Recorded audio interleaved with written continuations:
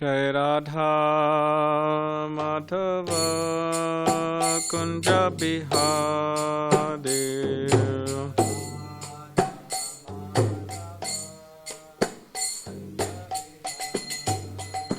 Jai Radha Madhava Kunja Bihari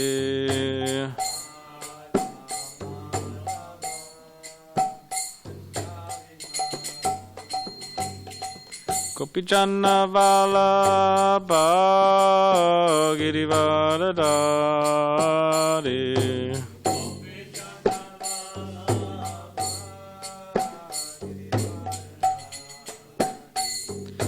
Gopijanna Vallabha Girivardhari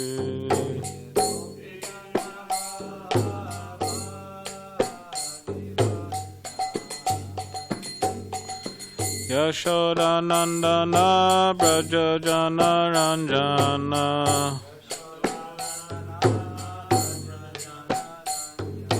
Yashodanandana Brajajana Ranjana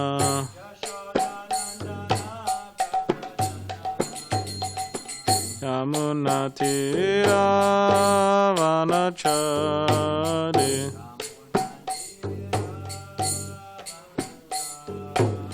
Yamunatira Vanachari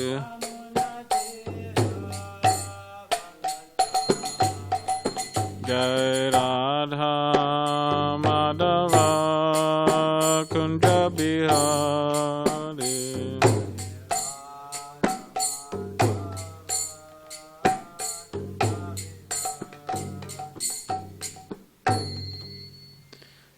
Bhagavad Ki Jai.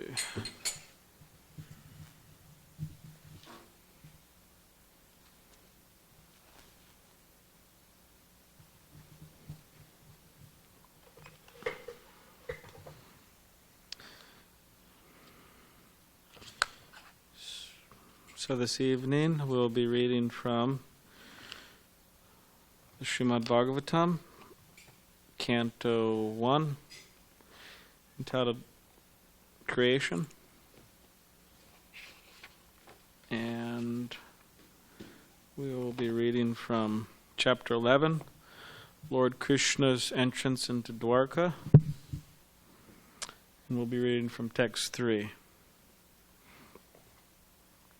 And also for those, we've announced this on our newsletter, and maybe some of you are watching it online.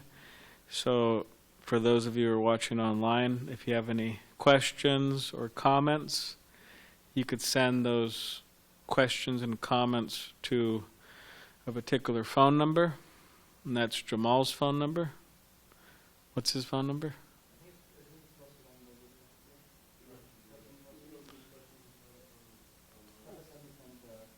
What is it, Jamal? The number?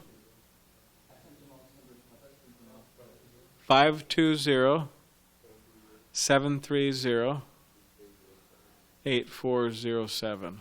So 520, what else?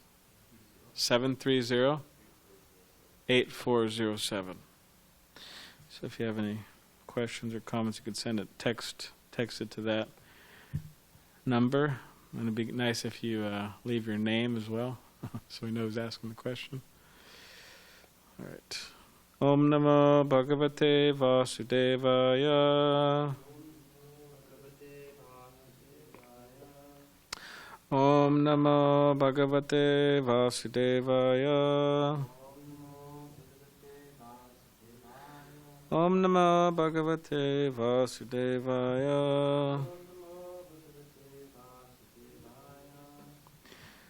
Tam upashrutin ninadam jagadbaya bhayavaham pratyudyahu praja sarva paritdarshanala lasaha. Translation. Canto 1, Chapter 11, Text 3. Translation. The citizens of Dwarka having heard that sound which threatens fear personified in the material world, began to run towards him fast.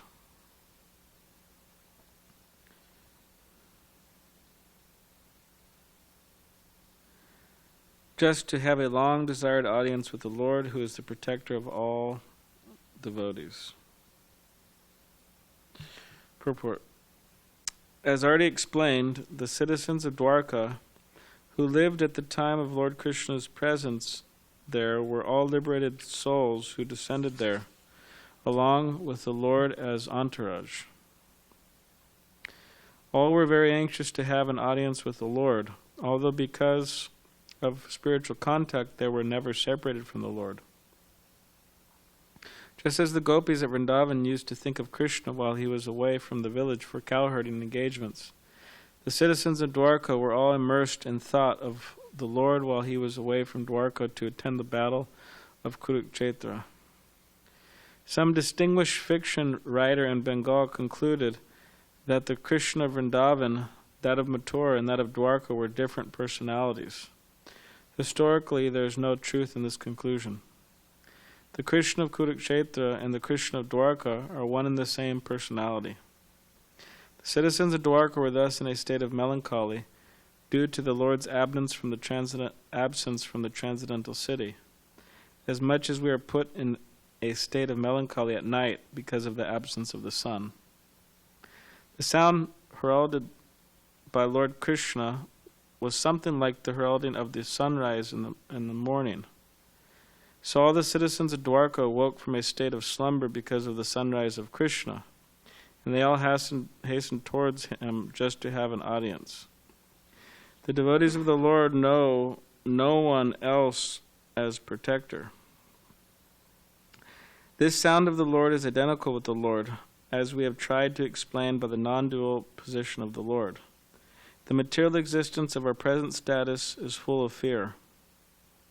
Out of the 4 problems of material existence, namely the food problem, the shelter problem, the fear problem, and the mating problem, the fear problem gives us more trouble than the others. We are always fearful due to our ignorance of the next problem. The whole material existence is full of problems, and thus the fear problem is always prominent. This is due to our association with the illusory energy of the Lord, known as Maya or external energy. Yet all fear is vanished as soon as there is the sound of the Lord, represented by His holy name, as it was sounded by Lord Sri Chaitanya Mahaprabhu in the following 16 words: Hare Krishna, Krishna Krishna, Hare Hare, Hare Rama, Rama Rama, Hare Hare. We can take advantage of these sounds and be free from all threatening problems of material existence.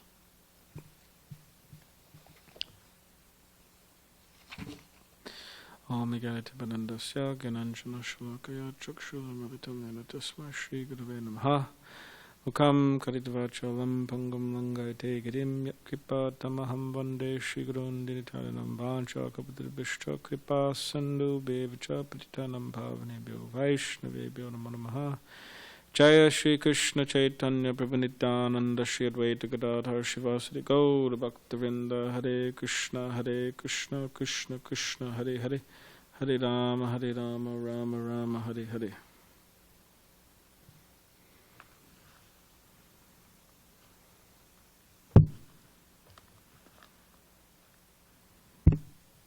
So I'll read the translation again.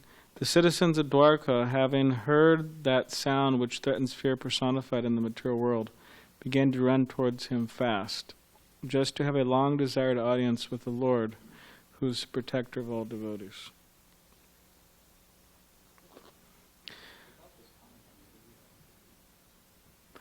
Yes, so Mukunda Charna saying they could comment on the video and we could read the questions also. That's another option, if you don't want to text your questions or comments.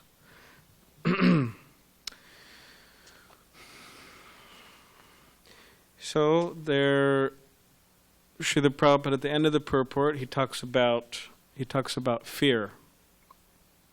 So that will be the main topic of this class, and we'll be discussing fear in different we could say different ways in which we fear, or different aspects of fear, you could say.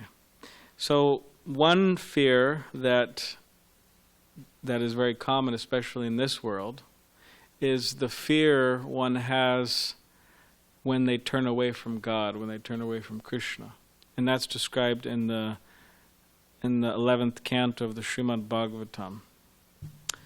Bhayam dviteya viniveshita syat. That one turns away from Krishna, and from that fear develops. Why? Because they identify with the material body, which the body is subject, as everybody has probably heard and realized, that the body is subject to birth, death, old age, and disease. So it's a fearful state that the soul, you could say, is hallucinating in, because the soul is eternal. It's not temporary. But by identifying with the body, one feels themselves to be temporary, herself or himself to be temporary. And that produces fear within them. So one of the main, you could say, points of Krishna consciousness is to become self-realized, which means to realize that I'm not this physical body, I'm the soul. And on that basis, one could have fearlessness. That's why one of the main qualities of a sannyasi is fearlessness. Why? Because they have to travel everywhere. They have to travel here, there, dangerous places, or there may be danger. You don't know. If you're in your home, I mean, how much danger is there? If you're in the temple, how much danger is there, right? You could say maybe there is some danger, but if you're out traveling about, there's more chance of dangerous situations happening. So that's why sannyasi is supposed to travel, and part of traveling is being fearless, not scared to go here and there and everywhere. So if we could learn that we're not, first of all, theoretically we understand, okay, we're not our bodies, but to realize that is, say, very important. And Krishna speaks about this in the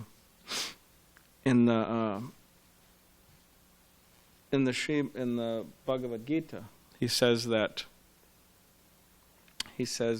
Dehinosmin yata dehe komaram yavanam jara tatate hantara praptidiras tatra namuyati. So the embodied soul who is continuously passing from boyhood to youth to old age, similarly the soul passes into another body at the time of death, and a sober person is not bewildered by such a change, or girlhood. So that's important, because, as Prabhupada would say, this isn't a. It's not that only that Hindus go through this, right? They go through their bodies go through these stages. Everybody's bodies goes through these stages: growth and deterioration, and then the soul leaving. So, to become self-realized means to not be in fear of that, not be in fear of death or anything like that. But in order to do that, one has to turn back to God, one has to turn back to Krishna, or else it's not possible to realize that we're not this body, we're the soul, and to not be in fear. It's impossible. So that's why there's so much fear in the world, because people are so godless. It's a godless civilization which produces fear within people. So if one could become God conscious, they could become fearless. So that's important. So in that way, that's a type of fear. The fear that develops from becoming godless. That's a type of fear, which we're meant to overcome. We have to overcome that. So that's one type of fear. Another type of fear is if one, these next three aspects of fear will be one who is turning towards God, one who is entering the religious realm or the spiritual realm, trying to. So another fear is fear of God, like we hear within a lot of Western theologies, especially this idea of fearing God. And like right within the Ecclesiastics, the book of the Bible, Ecclesiastics, right? Ecclesiastes, yeah. Ecclesiastes. It is said to be the most philosophical book within the Bible. Jayadvaita Swami, His Holiness Jayadvaita Swami wrote a book. He commented on each verse, passage of that book, a Vaishnava commentary. Quite a nice book. And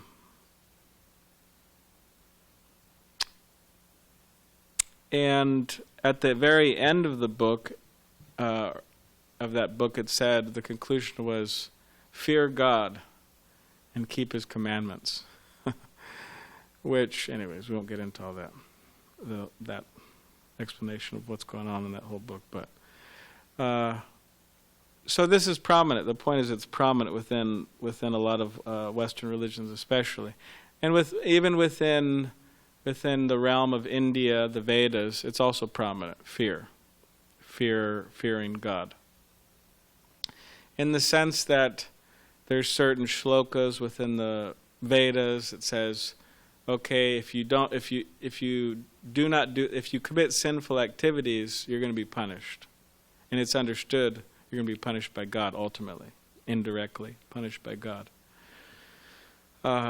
going to hellish planets or whatever it may be, experiencing some bad karmic reactions.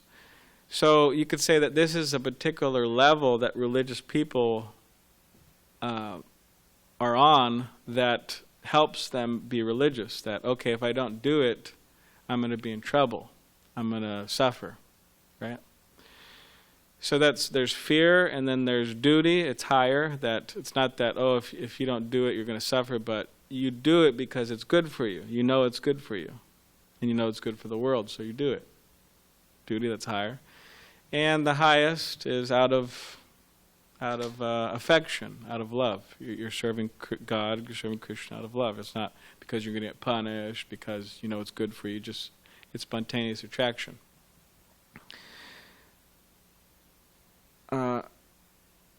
So this idea of fearing God, it's ultimately something that, as Gaudiya Vaishnavas, we also have to overcome, because it's a low level. It's a low level of religious life. It's not a very high level. If I don't do this, I'm gonna be punished, right? Like the only reason I keep the laws of the state is so I don't get imprisoned. It's just, no, you should keep the laws of the state because it's good for you, it's good for everybody, and there's higher reasons to do things. And ultimately, you could say we could fear displeasing God, that, I don't want to displease God, which is different. It's not, you're not fearing for yourself, but you're fearing because you don't want to displease Krishna. There's a difference there. Just like the gopis, they're not operating this level of fear, as it's mentioned here in the purport. The gopis and these advanced devotees mentioned in the purport. The gopis, at one particular time, the cowherd girls of Vrindavan, Krishna had a headache one time, apparently, it's said. And the way Krishna was going to be relieved of the headache is he had to have dust from particular personalities' feet. And specifically, it said that he went to... Come on, I didn't even say the offensive stuff yet. I'm just joking. Mukunda's leaving.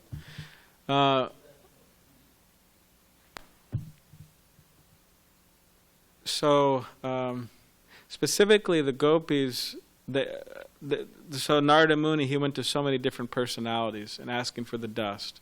Please give me the dust. Krishna has a headache. He needs the headache relieved. And then when he went to the gopis, everybody was rejecting. No. Why were they rejecting it? Because they were saying that, if I give my dust, I'll have to go to hell. And I don't want to do that. I don't want to suffer. So they're in fear of suffering. Whereas the gopis, they said, that's okay, take our dust, take all the dust. If it's going to please Krishna, then it's going to relieve his headache, take it all.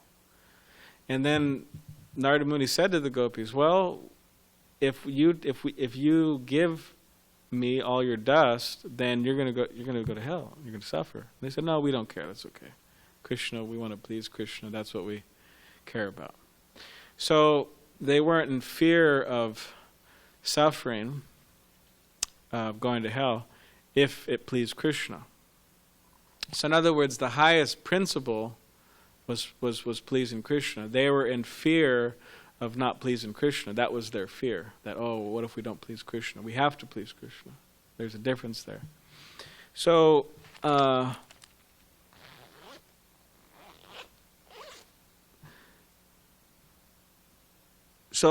Gaudiya Vaishnavas, they are not into this fear principle like it's so commonly understood within a lot of religions. Why? Because Gaudiya Vaishnavism, it brings us really close. Ultimately, it's supposed to bring us really close to Krishna, so close into these relationships that have nothing to do with fear. Like being a parent of Krishna. You're not fearing, you're not in fear of Krishna. You're like you're like in charge of Krishna's welfare. You can't be fearing him. It's, in other words, very close. The awe and reverence is somewhere else, in Vaikuntha or somewhere else. And same with the gopis and with so many other close devotees. They're not fearing. They're very close, intimate. So that yoga maya covers their knowledge of Krishna being the Supreme Personality of Godhead, so they could have this intimate relationship. So this fear of God that certain religious people have, within Gaudiya Vaishnavism, that also has to be overcome. In other words, that can't be a main focus. If I don't serve God, I'm going to suffer. So therefore I better serve God. But we serve Krishna, we serve God out of love. Spontaneous attraction to Krishna. That's another fear that has to be overcome. So you have fear due to godlessness, and you have fear of God. That's the second one. You have something to say? Yeah, sorry. Okay. I just wanted to ask, and for those viewing at home, how late will the class be going? I think it's 6:30 to 7:30. 7:30. Mm-hmm. You're welcome. So you have fear born of godlessness. This is within the atheistic realm. You have fear of God, which is in the theistic realm. Okay, that's the second one. Both of these have to be overcome. And then you have fear. You have fear of being, which is a little different, fear of being separated from Maya. Fear of being separated from illusion. So in other words, people are attached to illusion, attached to Maya, varieties of Maya. And there's some fear there that if I become detached from Maya, where will I stand? Where will my enjoyment come from? Just like, for example, there was Lord Zetlin in London. Prabhupada's godbrothers went there, and Bhaktisiddhanta Saraswati Thakur sent his godbrothers there. His disciples.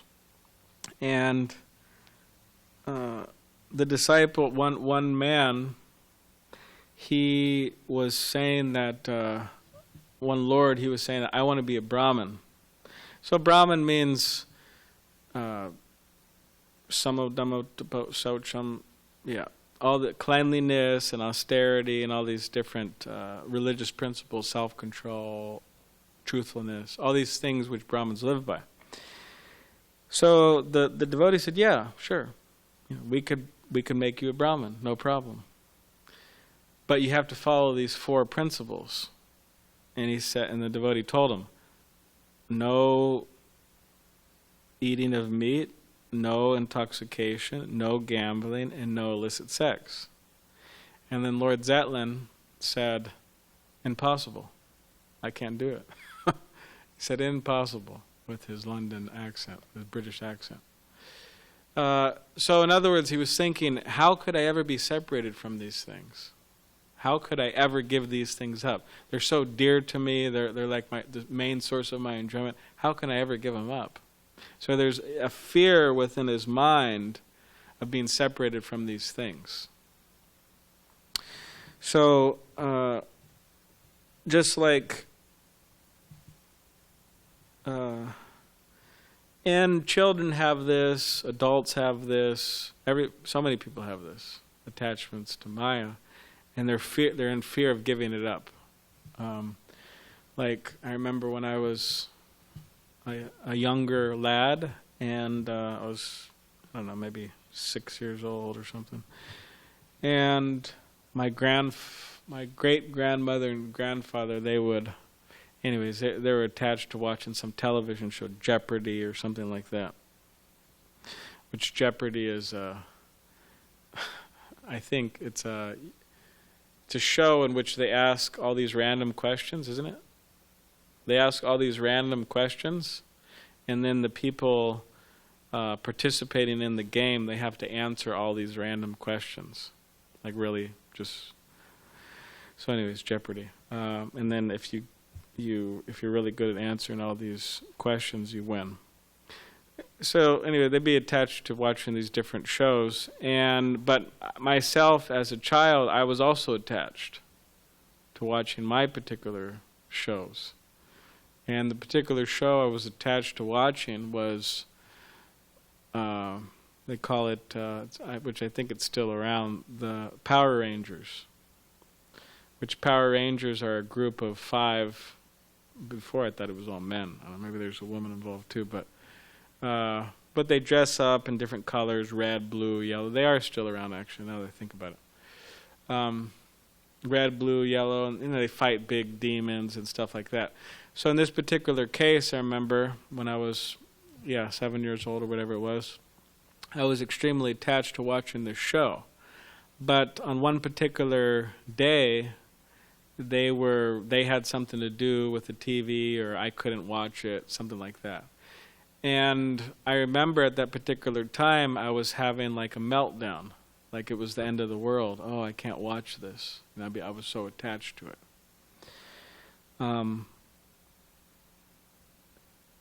So in other words, these illusory, or you could say attachments, these Maya attachments, they become everything for a person. And they become addicted. And it becomes very difficult to give them up. And one even fears giving them up. Shri Shri Gauranitai ki jai, Shri Shri Radha Giridhari ki jai, Shri Shri Jagannath Baladev Subhadra Maharani ki jai. Giriraj Govardhan ki jai.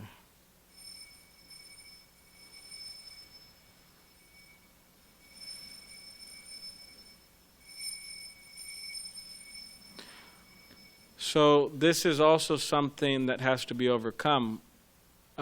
Those trying to be Krishna conscious have to overcome this idea that that by investing my time, investing my energy in material attachments and the illusory energy of Maya, that I'll be happy. And they have to be not scared of giving that up. And the thing is, some people, again, it's a real thing. People are scared of giving it up. Just like, young men joining the ashram. They're scared of, oh, well, what about, I have to give up, I can't have a girlfriend, right? They're scared of not having a girlfriend. Or they're scared, I can't make any money. They're scared of not making money. Or they're scared of not, there's so many material attachments that they're scared, I won't be able to do this, I won't be able to do that, I won't be able to do so many things. And based on those attachments, that the fear of giving those up, they don't join the ashram. And if somebody's lucky, if somebody's fortunate, they say, okay, fine, okay, I have some fear, I don't know how it's going to work out, but let me just dive into it. Those are fortunate people. So that's a real thing. People have fear of giving up Maya. They're scared to, because they don't know what's going to happen if they take to Krishna. So that's also something that has to be overcome. And you could see that a lot of this is based on underlying arrogance or underlying pride, in the sense that one thinks that, okay, I know for sure what is enjoyment. I know what is pleasure, I know what is love, I know what is an enjoyment, I know what is success. I know who I am. And based on this, they think, okay, well, Krishna consciousness is not that important. Just like Prabhupada would say in the Nectar Devotion, people think, what are these crazy fellows doing? Right? They're not going to the cinema, they're not doing this, they're giving so much up for what? They think it's a waste of time, they think it's a waste of energy. They don't understand. So so this is something that also has to be given up, that one has to get free from their fear of giving up the illusory energy. Now the last one is fear of, so you have fear of being separated from Maya. Now this is fear of Maya. Fear of Maya, fear of illusion.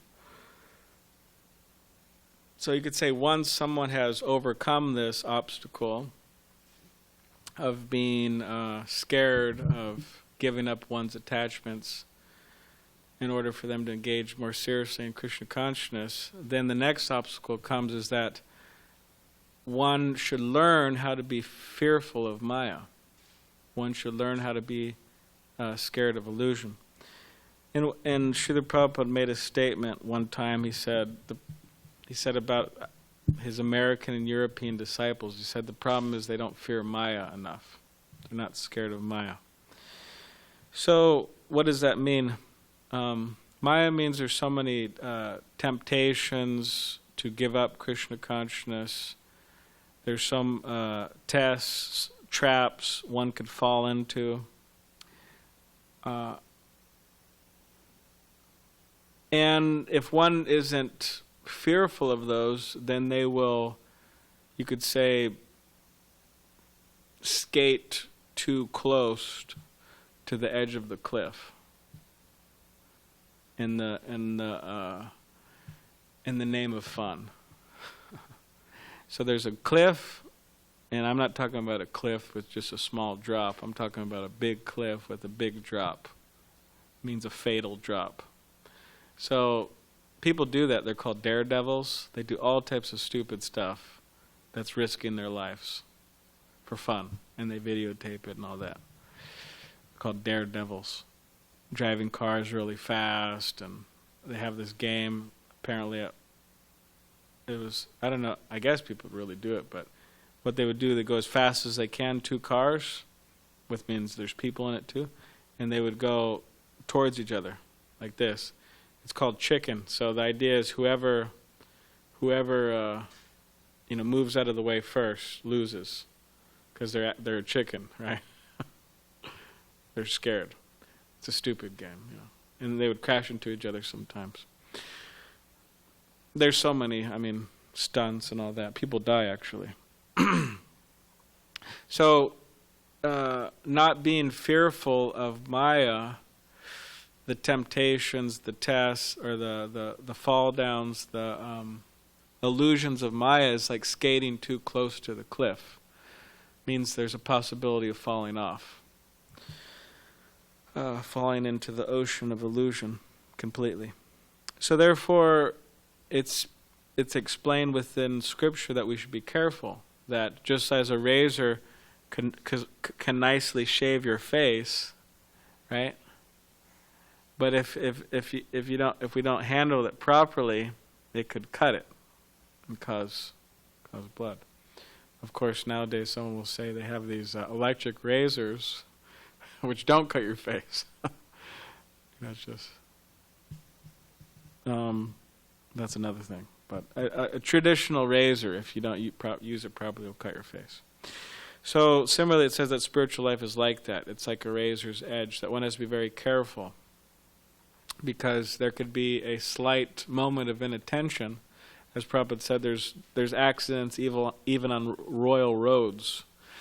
That slight moment of inattention could cause havoc in one's spiritual life. So basically, depending on a person's conditioning, there's certain, you could say there's certain traps that one could fall into. So if one is conditioned with the lower, if one has a pulling towards the lower modes of material nature, which is the general ethos of this material world, then the temptation may be, okay, I want to enjoy nightlife, party life, which means alcohol and drugs and things like that. That may be pulling.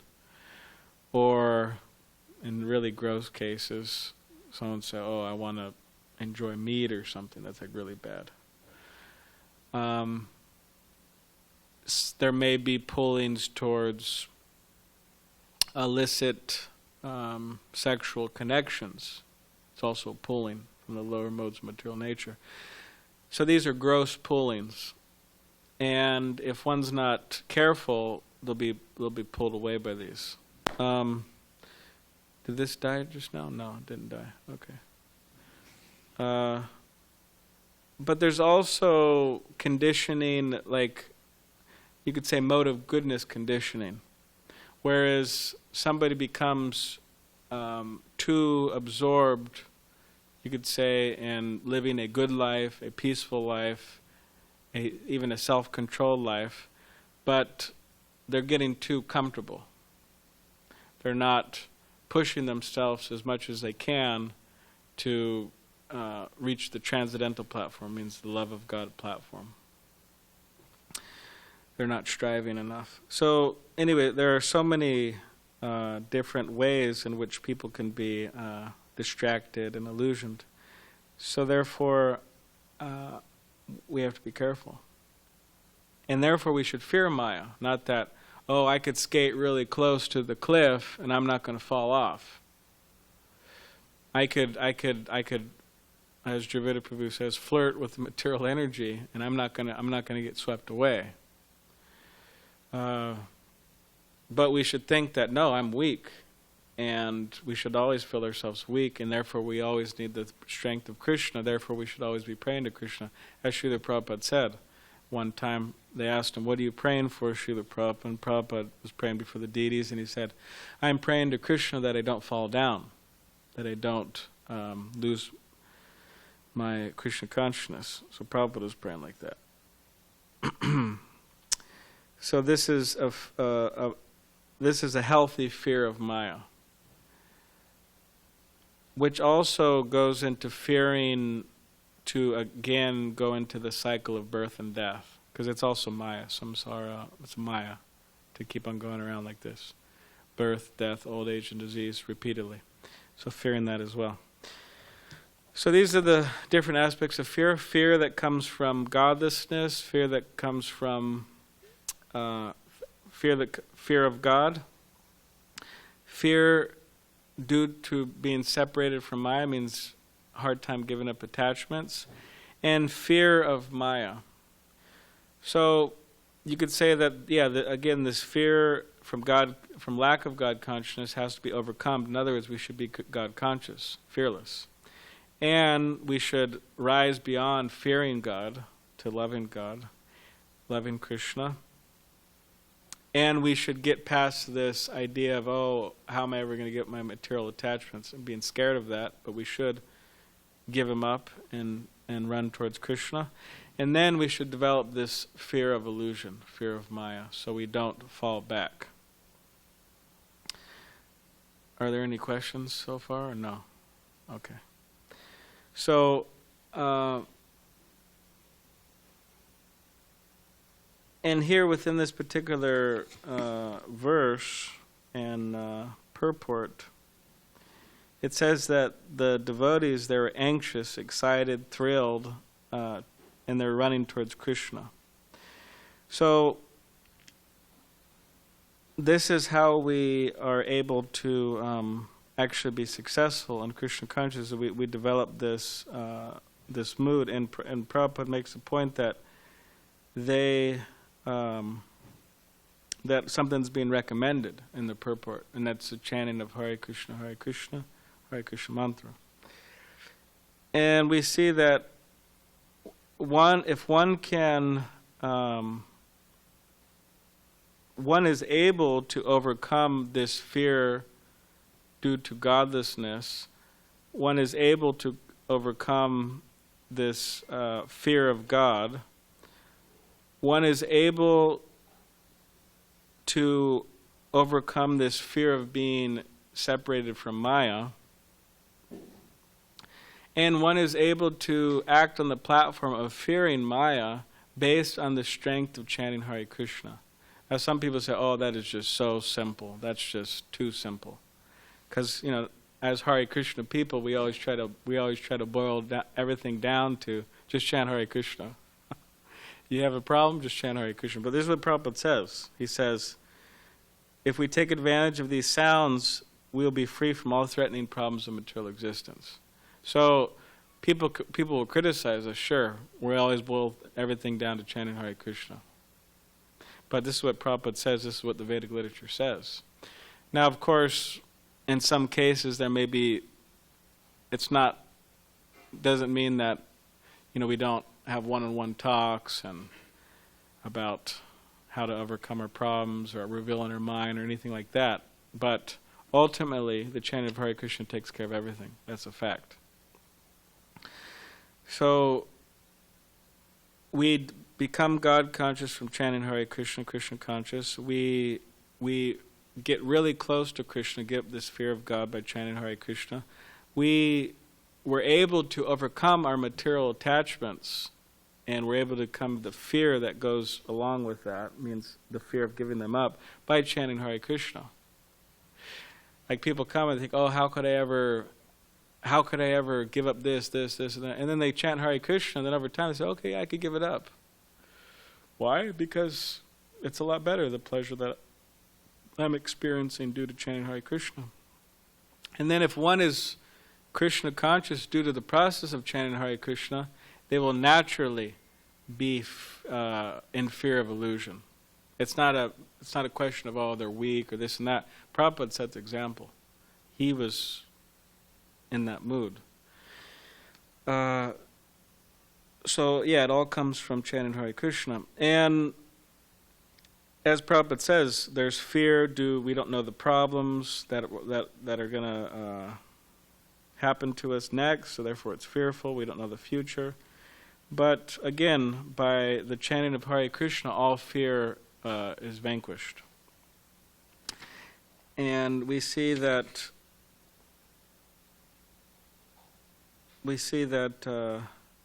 just amazing. The Bhagavatam is amazing. It is the most amazing. It is the scripture of the Vaishnavas. And in that it really shows the intimacy and the greatness of the relationships that Krishna has with his devotees. So here we're seeing in the purport, Prabhupada's talking about the different relationships have, like Krishna's entering Dwarka, and all the residents are running out to see him. It's a very beautiful scene within the Bhagavatam. So yeah, this is what's happening within this particular verse and purport. Does anybody have any questions or comments? No? Okay. Who are they from? Well, one of the first question is from Jai Madhava. I don't know who the second. Okay, Jai Madhava. Is this working? No. He says, please accept my humble obeisances. All glories to Srila Prabhupada. Dear Balaram Prabhu, thank you for giving class this evening. About that story you told about giving dust to Krishna for his headache, why would that send one to hell? When you say hell, do you mean falling to the hellish planets or what the Christians call hell? Okay. Okay. So yeah, in that particular pastime, because we're talking about, we're speaking in relation to the devotees and Krishna and you could say the Vedic fold. Yeah, I understand it to be talking about the hellish planets, not the Christian hell. Because there's actually a vast difference between our conceptions of hell.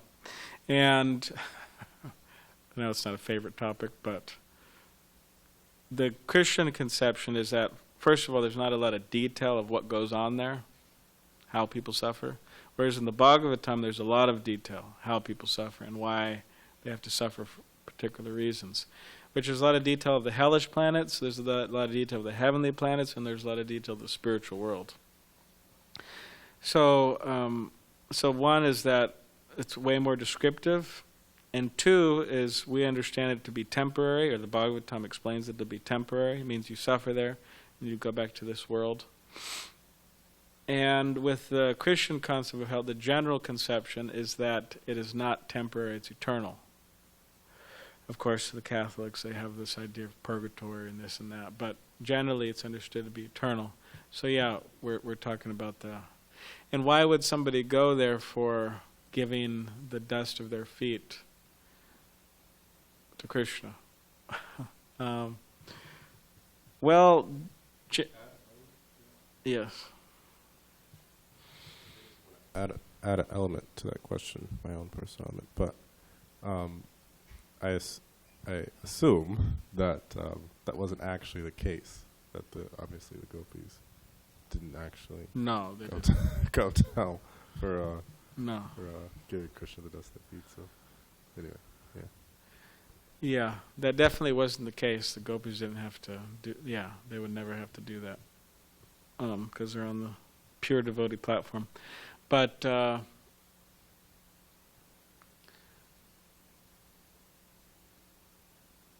why would someone have to suffer due to doing something like that? Generally, the idea is that if somebody does something which is offensive, then yeah, you say they're punished by material nature in different ways. I mean, even people who do things on the material platform, if they do something that is wrong, then yeah, karmic reaction, they have to suffer. So devotees and people in general, they were thinking that this is such a big offense. I mean, I'm so low, I am so fallen, I'm such a, who am I? And I'm going to give the dust from my feet? That's a big offense. I'm going to give the dust of my feet to God? Like, who do I think I am? Even if he wants it, even if it's going to free him from the headache, it's just a big offense. So they were thinking that it was such a big offense that I'm definitely going to have severe reactions. And the general consensus between many of them was that I'd have to go to hell for some time because it's such a big offense. Because generally not generally, but it's always understood that a superior personality means a personality like authority figure or a guru, teacher, mother, father, someone like that. They're the ones who allow their children and their disciples to touch their feet as a sign of respect, as a sign of humility. So if one was to just give the dust from their feet to Krishna, naturally most would feel uncomfortable with that. And generally it's not done. Yeah, it is quite out of the ordinary. So they were thinking that it's such a big offense that I'll definitely have to suffer for it. But it goes to show that how exalted the gopis were, that they're willing to do that, even if they have to suffer. Of course, they didn't have to, but it just shows their glory, how glorious they are. They don't care. It doesn't matter to them. Just like on another side point of this, Vasudev Dutt, one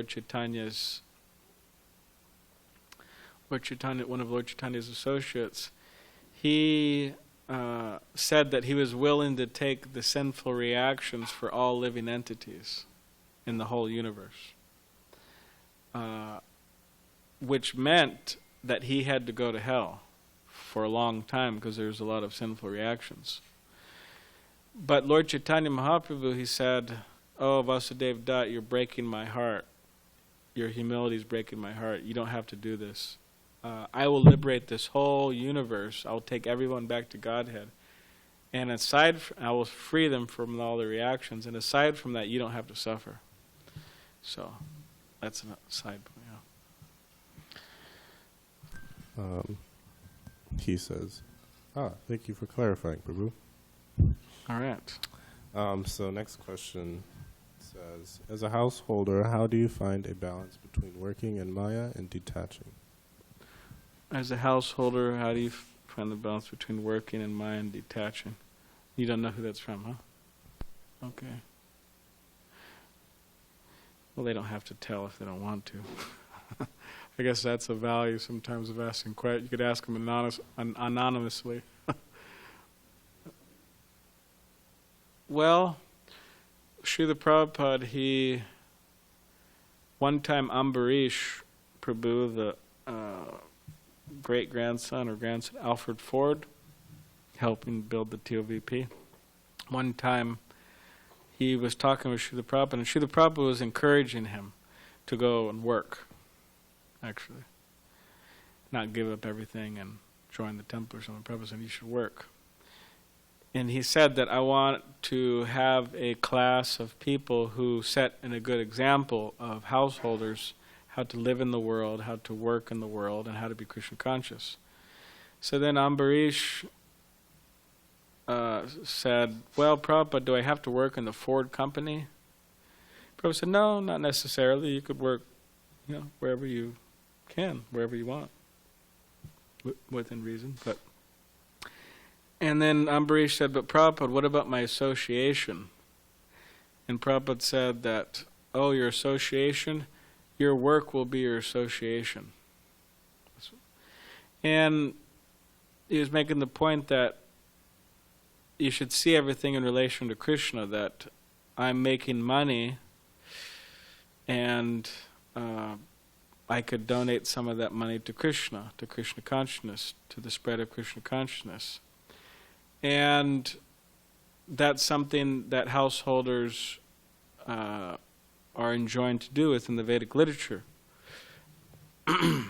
One of their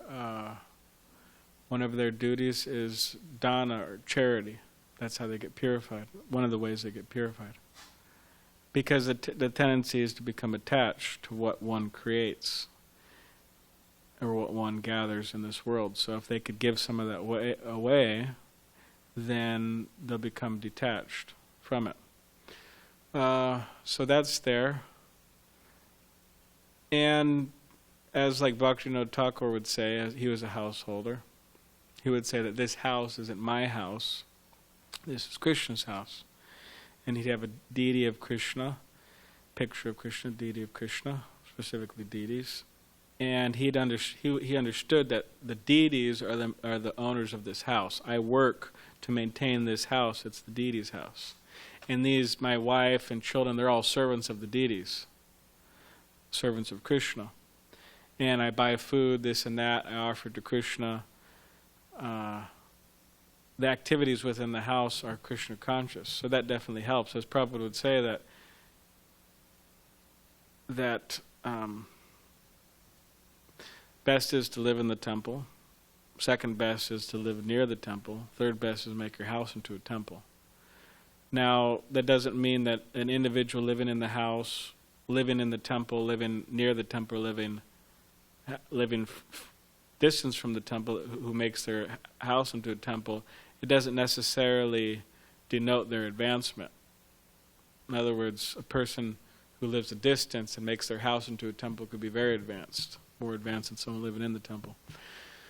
So that's the point, to make a spiritual atmosphere and to see things in relation to Krishna, and to have within, as far as possible, have a morning and evening program in which some type of direct spiritual activities happens.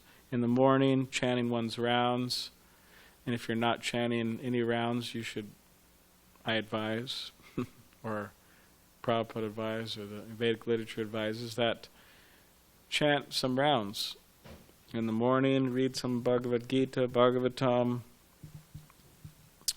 read some Chaitanya Charitamrita, something, go to work, and then come back and try to have some type of program in the evening, doing some more rounds, some more reading. Prabhupada said when he was a householder, he would chant 4 rounds before breakfast, 4 rounds before lunch, 4 rounds before dinner, 4 rounds before he goes to sleep. 16 rounds. So some type of hearing. Also nowadays, with the advent of wonderful technology, one could listen to kirtan in the car, on the way to work, on the way back, while one's cooking, while one's getting ready in the morning, so many things. Or classes, srimadbhagavatam classes are being broadcasted live throughout the world, and so many temples, so many recordings are there. So there's different ways. That's it. Okay. Wait, sorry.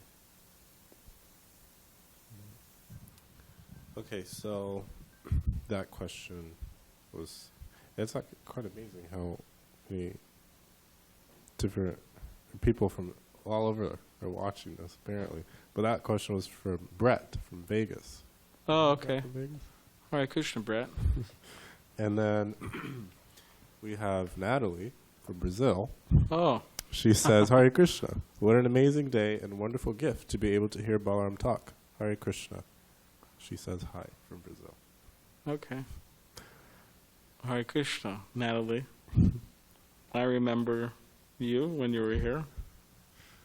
Hare Krishna. And then, this is just another comment, but somebody says, thank you for providing these classes online for us. I appreciate all the effort everyone puts in, so we are able to watch these videos here. Thank you again, Hare Krishna. So it looks like that's all for the questions and comments. But I also have a question. Okay. Do you have anything to say in terms of comments? So how is there a difference between, because one example you gave was somebody may hold back from joining the ashram because, I'm afraid to not make any money or something. But is there a difference, or how do you distinguish between fear of detaching from your desires or maya versus just reasonable, responsible concerns for, like, in life? Does that make sense? Yeah. Well, I mean, it's not. Sometimes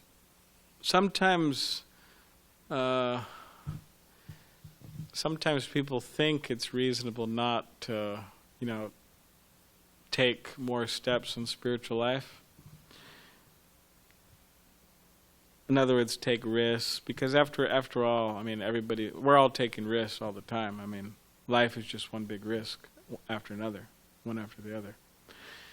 Like, people get married and they think, it's a risk. You don't know if it's going to work out.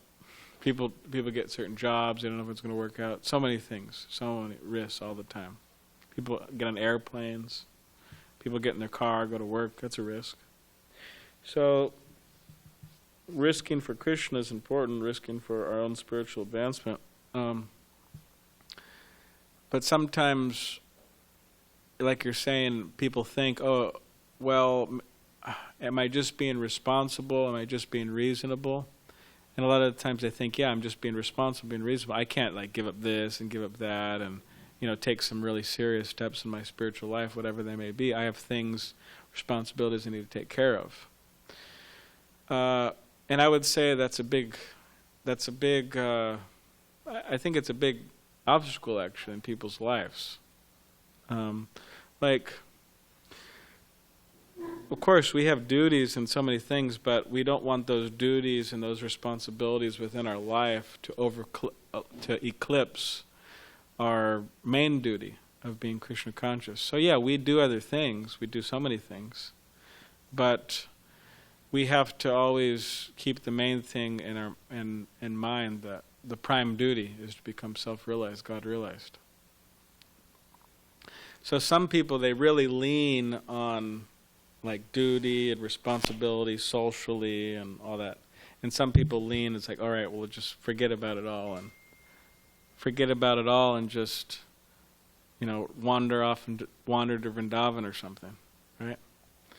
So there is a balance, and for that, one should consult devotees, learned, respectable Shiksha gurus, instructing gurus, Diksha guru. One should see if what they're thinking is reality or if it's just illusion. Because sometimes it's hard for an individual alone to distinguish reality from illusion. So someone may think, oh, I'm being responsible, I'm being dutiful, this and that, but maybe they're just an illusion. Whereas someone may think, oh, I am being responsible, I'm being dutiful for my own well-being, my own Krishna consciousness, but maybe they're an illusion. So therefore, they have to consult with others. Like, for example, the sannyasa ministry of ISKCON, they have a policy. If one is married, and they want to take sannyas, they want to enter the fourth order of life, sannyasa ashram, travel and spread Krishna consciousness throughout the world, then they have to get permission from their wife. The ministry has to know, okay, the wife says it's okay. And there has to be some plan that the wife is going to be maintained, the children are going to be maintained somehow. So if the wife says, yeah, he could do it, and we're going to be, we have some savings, and we're no problem. But if the wife says he's just taking off irresponsibly, he's leaving, people, leave their young child and young wife and just hit the road or something, then a lot of people say, oh, but I think, maybe they're just being irresponsible, right? So therefore they have to consult. Now, of course, there are cases where people would do that. Like Bharat Maharaj, he was a young man, he left the whole kingdom. But for us to, think that we're so, advanced automatically, that is dangerous. Therefore, we consult Vaishnavas, so we know, okay, is this illusory or is this real, what I'm doing? So, but I would say that a lot of people, they have a tendency to go towards the realm of social duties and responsibilities, and not towards the realm of spiritual. So I would say people need to lean towards that, spiritual side. One last question.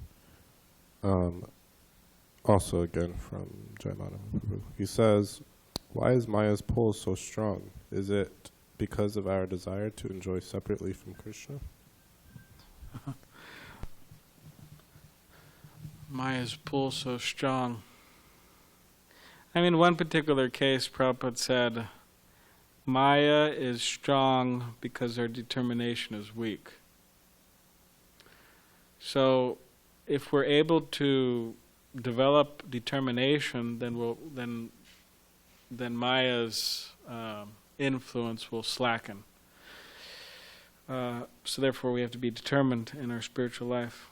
It said in Bhagavad Gita, Daivi Hesha Gunamayi Mama Maya Dhratya Mameve Prapadyante Maya Me Tantrantite. So Krishna says this divine energy of mind consisting of the three modes of material nature, Maya, is very difficult to overcome. But those who surrender unto me, Krishna says, can easily cross beyond it. So he says easily. Now, if we could get to the point of surrendering to Krishna, then it becomes easy to cross beyond Maya, which Maya means suffering, it means illusion, it means it's just bad news. So, if we could come to that point of surrendering to Krishna, it becomes easy. But it doesn't necessarily say that surrendering to Krishna is easy. Coming to that point is easy. But it says once you come to that point of surrender to Krishna, then it's easy. So we have to come to that point of surrendering to Krishna, then it's easy. Because Krishna says in Bhagavad Gita, right, Bahunam Janmanamante Jnanavamam Prapadyate Vasudevam Sarvamiti Samahatma Sudurlabhaha. So it says that many, many births and deaths a soul will go through before, in many cases, before they realize that Krishna is everything. In other words, until they surrender to Krishna. So coming to the point of surrender to Krishna may be difficult, but then once one does that, and then it's easy to get free of Maya. So one has to struggle to come to the point of surrendering to Krishna, and then it becomes easy. Maya's influence slackens. In Chaitanya Mahaprabhu, he is, right, the most magnificent, most merciful, right, form. He's Krishna, come again about 500 years ago. And from what he has introduced, the chanting on the beads, Hare Krishna Kirtan, engaging in the processes of devotional service, one can make a lot of advancement, and one will feel the influence of Maya slacken until one's free completely. So by the mercy of Chaitanya Mahaprabhu, and by the mercy of his, right, Srila Prabhupada and other representatives, then it becomes easier to surrender to Krishna, and then easier to become free from the influence of Maya. In one particular case, Prabhupada said in a letter to a disciple, I think it was Jai Govinda, so now we're talking Jai Madhava, right? So, Jai Govinda, he wrote a letter to him and he said, Prabhupada responded that, you say that there are so many obstacles in your path, presented by Maya, but I'm telling you that with one kick of my boot, I could remove so many obstacles. It's interesting Prabhupada used boot, because Prabhupada would wear boots, but anyways, whatever. But he said, one kick of my boot I could remove. But then Prabhupada said, provided you follow my instructions.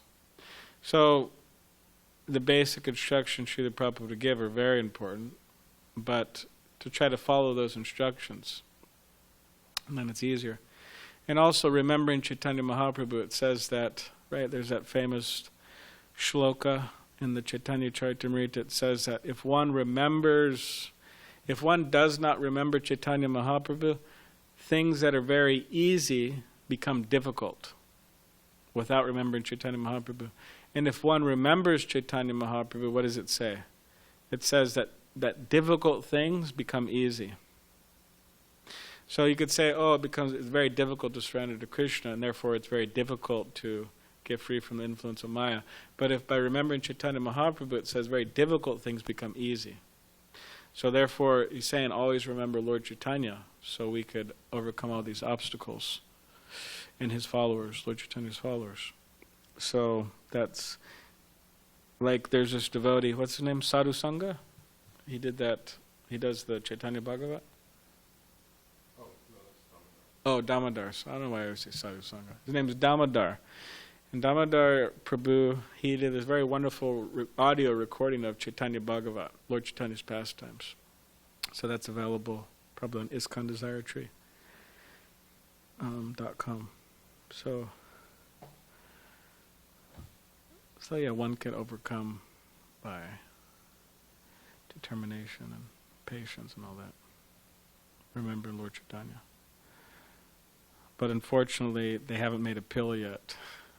I don't know if you want to say unfortunately, but they haven't made a pill. You take the pill and then you're free from Maya or something. There's no pill for that. But there is medicine, Hare Krishna, chanting Hare Krishna, Krishna Krishna, Hare Hare.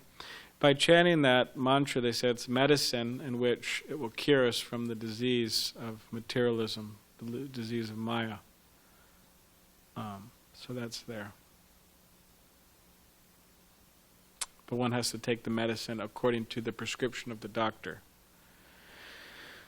Srila Prabhupada. And that so many rounds a day, ideally, right, 16, at least 16 or more. Better more. And,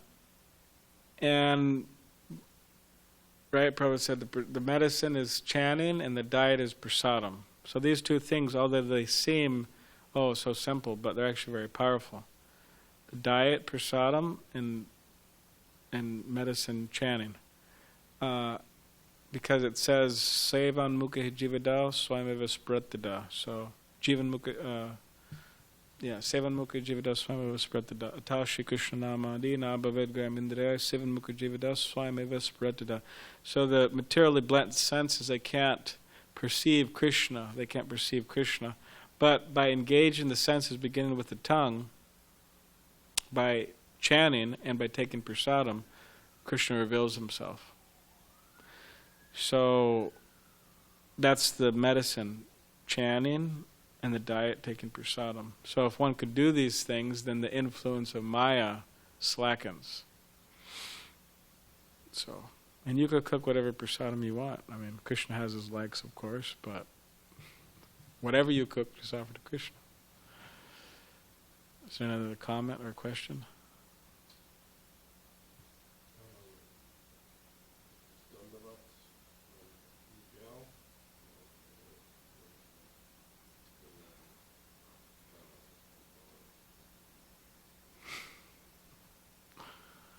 Okay. Dandavats from Miguel. All right. Dandavats to you as well, Miguel. Maybe we've met before.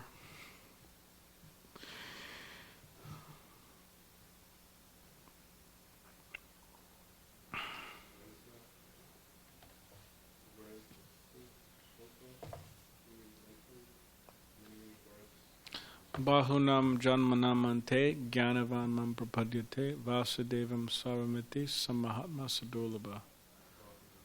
Yeah, bahunam janma.